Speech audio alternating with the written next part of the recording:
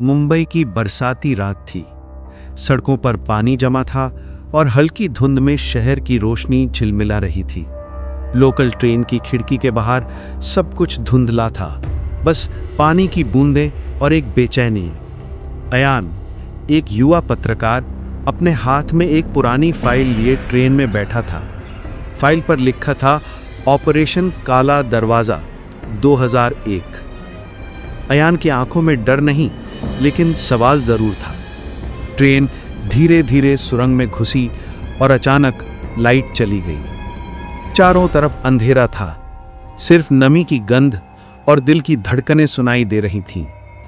तभी हवा में एक आवाज गूंजी, अगर सच लिख दिया तो अगली सुबह जिंदा नहीं रहोगे। अयान ने चारों ओर देखा, लेकिन वहां कोई नहीं था।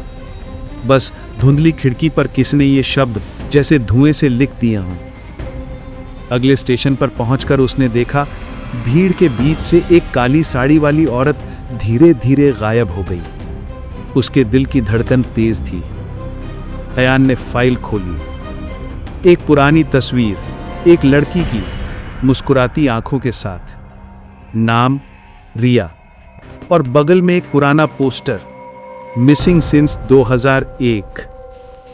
अयान ने पड़ताल शुरू की, पुराने पत्रकारों से मिला, पुलिस रिकॉर्ड देखे, लेकिन हर जगह ताले लगे थे। हर कोई चुप था, जैसे किसी डर ने शहर को जकड़ रखा हो। लोग बस इतना कहते, रिया मर चुकी है, उसकी लाश कभी नहीं मिली। लेकिन किसी ने कहा, अगर सच जानना है तो उस पुरानी हवेली में जाओ जिसे लोग काला दरवाजा कहते हैं। वो रात जब बारिश सब कुछ बहा रही थी, अयान उस हवेली पहुंचा और वहीं हवेली के दरवाजे पर खड़ी थी वही काली साड़ी वाली औरत। भीगे बाल, खाली आंखें और सन्नाटा। उसने कहा, सच देखना है तो काले दरवाजे तक आओ। अयान ने गहरी सांस ली और अंदर कदम रखा। हवेली की हवा इतनी ठंडी थी कि उसकी हड्डियां कांप गईं। अंदर की दीवारें खामोश थीं, पर जैसे कुछ बोलना चाहती थीं। तहखाने में पहुंचकर उसने देखा, सलाखों के पीछे एक कमजोर सी लड़की बैठी थी। धीरे से बोली, मैं रिया हूं। रिया ने बताया, मुझे यहां 15 साल से कैद किया गया है, क्योंकि मैंने देखा था कि बड़े बड़े नेता और अफसर कैसे धोखाधड़ी, गायबियां और मौतों का खेल खेलते हैं। जब मैंने सच बाहर लाने की कोशिश की तो उन्होंने मुझे यहां बंद कर दिया। अयान हैरान रह गया, पर तभी उसे सच्चाई समझ आई। वो काली साड़ी वाली औरत कोई और नहीं, बल्कि रिया की आत्मा थी। उसकी आत्मा उसे यहां तक लाई थी ताकि वो अपने शरीर को आजाद करा सके। आत्मा ने कहा, मेरा शरीर तो जिंदा है, पर आत्मा आजाद नहीं थी। अयान, तुम्हें चुना गया है ताकि ये सच दुनिया तक पहुंच सके। अयान ने सलाखें तोड़ी, रिया को बाहर निकाला, लेकिन बाहर निकलते ही हथियार बंद लोग सामने खड़े थे। बहुत बड़ा खेल बिगाड़ दिया है तुमने पत्रकार। अयान ने डरते डरते रिया की तरफ देखा।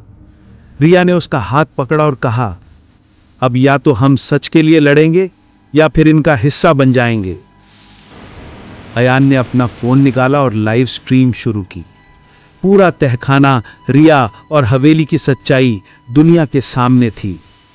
लोगों का गुस्सा भड़क उठा, मीडिया में हल्ला मच गया, सरकार हरकत में आई, बड़े अफसर और नेता गिरफ्तार हुए। रिया को 15 साल बाद आजादी मिली और अयान देश का सबसे साहसी पत्रकार कहलाया। लेकिन कहानी यहीं खत्म नहीं हुई। अयान जानता था कि सच को उजागर करना आसान नहीं होता। हर सच के पीछे कुछ चेहरे छिपे होते हैं, पर अब वो नहीं रुकेगा। रिया ने कहा, डर के आगे सच हमेशा छोटा पड़ जाता है। और अयान ने सिर झुकाया, अब हम दोनों ये सच दुनिया तक पहुंचाएंगे। बारिश थम चुकी थी। शहर की रोशनी अब और चमक रही थी, क्योंकि अंधेरे के बाद हमेशा रोशनी आती है। सच दबाया जा सकता है, पर मिटाया नहीं जा सकता।